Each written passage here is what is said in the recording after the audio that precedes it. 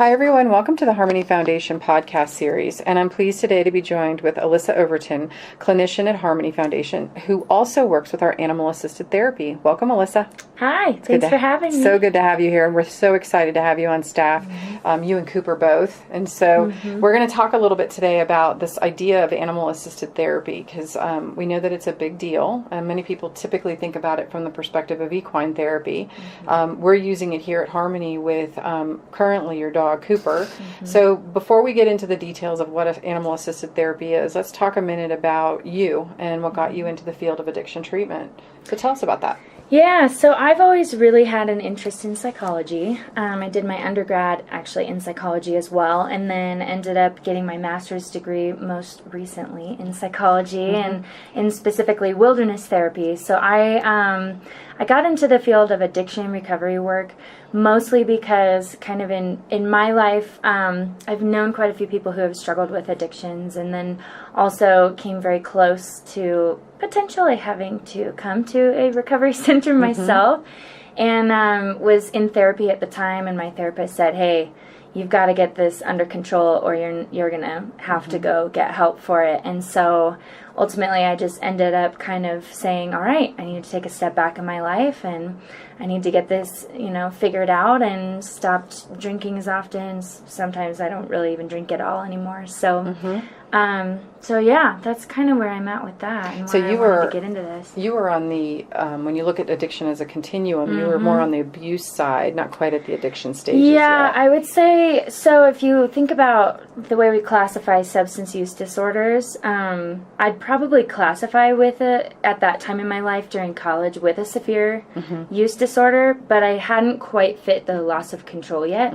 I still had control over it. I still I knew that I was, I had problems with it, and I was binge drinking a lot, like multiple days during the week, and then just kind of figured out, like, this isn't, something's not right. I'm putting myself in all these hazardous situations. My life is taking a turn for the worse. I'm getting bad grades. Like, what's going on? And so that, so when you think about it in that way, I always classify it as like that loss of control is when you know that you're full on into an addiction, substance use disorder, and I wasn't quite there, but I came really close. Yeah. Well, I'm glad that you were able to get to the place where you could get the help that you needed, so that you could make the difference that you're making today, which is so important. And part of that, of course, for us at Harmony is the fact that you have introduced this great concept here called animal-assisted therapy. And so before we talk specifically about what you're doing here at Harmony, for those people that are listening,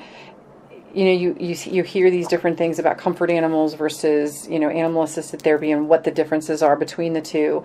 And we have Cooper, your dog, here on campus, who is considered an assisted therapy dog. So what's the difference between the two of them, and what would you say has been sort of the most beneficial piece for Harmony in working with animal-assisted therapy on campus? So a lot of people kind of confuse, like, comfort animals and emotional support animals and that kind of thing with a therapy dog, and they're like, oh, is that what Cooper is? But what specifically animal-assisted therapy is it's really, Cooper will actually work with me in session with clients, so we're working together, kind of more like, I guess you could say, Cooper's doing specific activities with the client in order to produce a certain result. So an example of that might be like if a client is struggling with impulse control, we'll do an activity working with Cooper that kind of outlines somebody struggling with that, and so we'll gear that activity towards it and discuss, how this is working for them, and how to slow down, and delay of gratification, and what animals can teach us. Versus a comfort emotional support animal is going to be an animal that's really just, helping somebody with some symptoms. So a lot of people with an emotional support animal have something like depression or anxiety, and they're not necessarily doing specific activities with their dog. They're just maybe petting them for comfort, or bringing them places that give them anxiety, or when they're struggling with depression, they can hug their dog, those kinds of things. And Cooper definitely is there for that too. But primarily one of the things I've really tried to do is if I'm working with a client individually or even we're doing groups, I want to actually have him be a participant in this therapeutic relationship. So it's kind of a little bit different. That is very different. And actually a lot of people wouldn't know that, because in the time that I've spent doing equine therapy, you use the horses as a tool to help clients, and you actually use the horses more as a metaphor, right, in many cases. Totally. And so it feels very much like what you're doing with Cooper is helping him be a part of the clinical experience for the client. And it almost feels non-threatening for many folks, because animals are just, you know, unconditional, and you know, everybody has almost everybody has great stories to say about having animals. And so that sounds like a really great modality for people who really don't necessarily want to do the talk therapy, but want to use the animals as a way to sort of buffer the anxiety around having to talk about their feelings. Oh, for sure. And I think, you know, having Cooper in the room, I mean, we'll work with him as, you know, if somebody comes in with a lot of trauma, which happens, because, you know, a lot of substance use disorder stems from earlier young adult childhood type traumas that happen in people's lives. And so, you know, we'll actually have Cooper be kind of this container for some of the difficult emotions or stories that they've been through. And he can really, I mean, he knows too. He'll walk up to clients and just put his head on them and say, like, hey, I'm here for you, and I love you, and it's going to be okay, you know, even though you're talking about this. So he, you know, it's kind of cool to have kind of the involvement of a dog in the room, doing actual activities. Yeah. Well, so this actually brings to mind the search and rescue dogs that you hear about that are taking on so much emotion and so much trauma when they're looking for, you know, people who are lost. Does Cooper ever have that kind of experience when he's working with clients? And do you see a difference in his personality, or is there things that you do to try to help reinforce him in a positive way, knowing that he's dealing with some pretty heavy stuff? Yeah, so one of the things that I always try to do, and I also have a background in equine therapy, so, you know, I try to shift the way in which I'm working with Cooper, or any animal for that matter, and really try to, it's kind of like asking permission. You know, there's some days where I just know Cooper's burnout, and I can see it because we get home, he's super energetic, he's running laps around the house, which he's a really mellow dog, so that's not typical. And so when I see that kind of behavior, I tend to ask a friend or my neighbor, or I'll take him to doggy daycare for the day so that he can burn off some steam and just be a dog for a day. I call him his little dog days. I'm like, yeah, he's got a dog day today. He's taking a day off. That's good. So I think we all could use one of those. I know. Well, I think about it, you know, as a human being, I get overwhelmed. And being a therapist, you know, we often take on a lot of people's stuff. And I thankfully have had a lot of training in how to let that go and how to do self-care.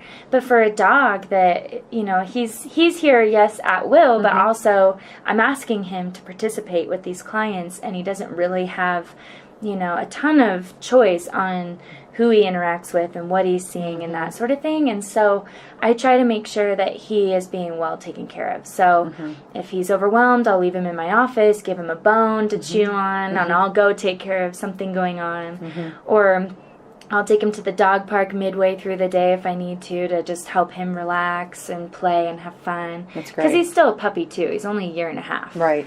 So, and obviously, you know, tremendously beneficial for our clients. People love seeing him. He's just such a great addition to the Harmony community. So can you give me an example of an experience that you had with Cooper and what it did for, not just for you, for the client specifically, and just kind of speaking to sort of an illustration of the value of animal-assisted therapy, particularly in a residential addiction treatment center? Yeah. Is it cool if I give you two examples? Sure, yeah. Because one is more of kind of, because I say Cooper does animal-assisted activity, which is kind of like, you know, just a lot of therapy dogs are just brought to a facility and they interact with people, but they're not doing specific interventions. And then AAT, animal assisted therapy, is more like him actually doing interventions with clients. So we do a combination of both. So I'll give you an example of each one. Okay.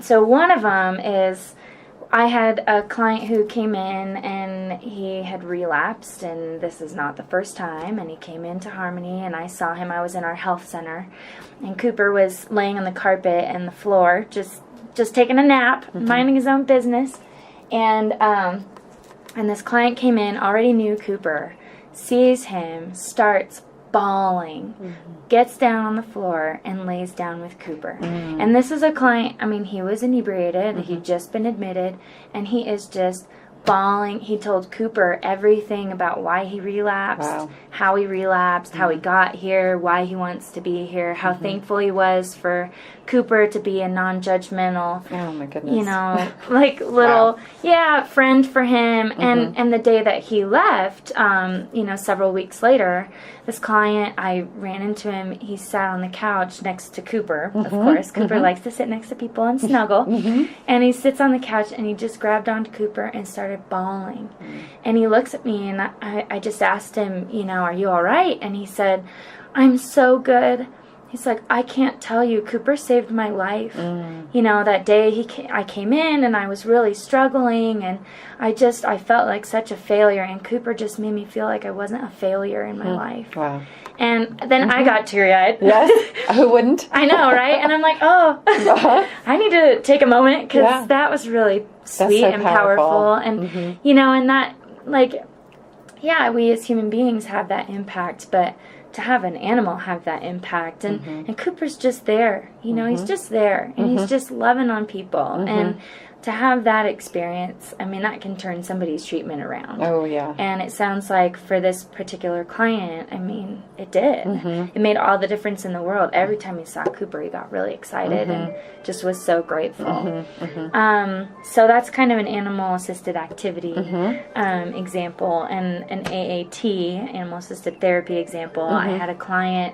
This is a long time ago, actually, when I was still an intern here at Harmony, because I was an intern before I was a full-time staff member, and there was this client who I just had the hardest time. He had very much social anxiety, had a really difficult time opening up. He wouldn't look me in the eyes, and so I just decided, screw it with my agenda. You know, why don't we just interact with Cooper? So every time he'd come in, we'd sit on the floor with Cooper, and I'd say, what do you know, do you want to teach him a new trick? And this client would say, yeah, of course. I'd say, okay. So we would try to teach Cooper how to put a treat on his nose and wait, and then allow him to get it, you know, kind of that. It's really difficult for dogs. Yes. So, I mean, this was the entire month that he was here in treatment. And we spent it trying to figure out how to get Cooper to do this. So I just let this client do it. And when you do that, you know, you start to see, so that's a really good cognitive behavioral therapy technique, because you're asking this client to do something that may or may not be possible. And so it automatically brings up somebody's core beliefs. So for this client, it was bringing up his beliefs of, I'm always, always, always a failure. I'm never good enough. I'm always a failure. So that's like his two beliefs that he held in the world, and that's why he had a hard time interacting with other people. So we would work on that every day, and we'd talk about, you know, is that really true that you're a failure? Or maybe it's just hard for Cooper to learn this trick, you know, and different things. And finally, the last session, this client had told me the previous one, I just can't do it. And I was like, well, come back in. We'll have our final session. We'll see what happens. He comes in, he looks at me, and he's like, I'm doing this. Sits down on the floor with Cooper and gets him to do the trick. Nice. He got him to do it first try. This client just, I mean, one of the first times ever, looks up at me in my eyes and is like, I'm not a failure. I did it. Wow. And, you know, I mean, that, you can have those interactions with people one-on-one and in a therapeutic relationship. But when there's another being, an animal involved, like Cooper, you know, I mean, that message hits so much deeper from what I see. And so I really feel like, because one of the reasons he would use was because of his anxiety socially, this client. And so, you know, it may not have been the end-all, be-all for him, and I don't think it was, but I think that was a huge stride in his recovery.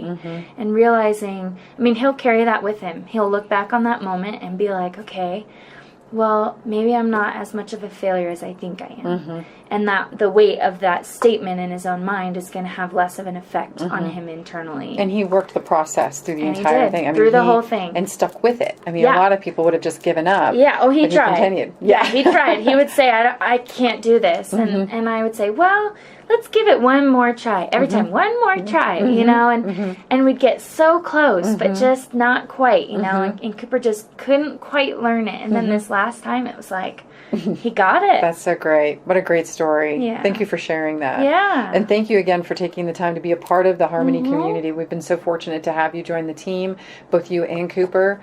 And, Absolutely. And what would you suggest for people if they wanted to learn more about animal-assisted therapy? Where could they go to learn more? So there's several different places that you can go to learn more. One of them would be go online and Google Therapy Dog International. They do kind of a big comprehensive look at what, you know, therapy dogs are and how we would work with them, with clients in various settings if they're interested in training their dog that way. I'm trying to think. There's several other different places, and I'm not thinking specifically.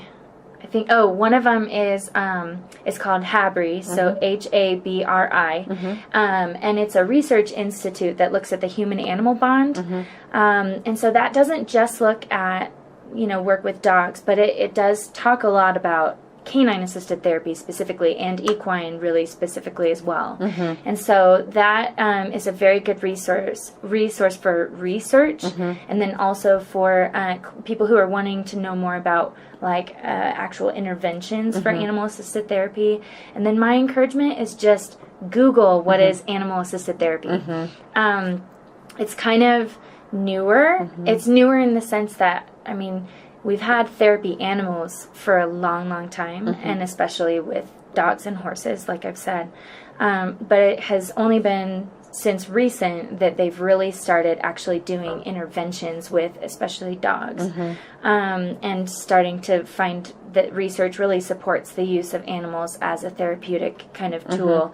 Although I hate saying tool because Cooper is more than a tool to me. But yeah, so I would just suggest Google. Sounds because good. there's so much information and it's still a new thing, and there's always new articles being put out there about it. So. Well, your information's been crazy helpful. Thanks so much for your time today. Really appreciate it. And for those that are listening, we invite you to visit us at harmonyfoundationinc.com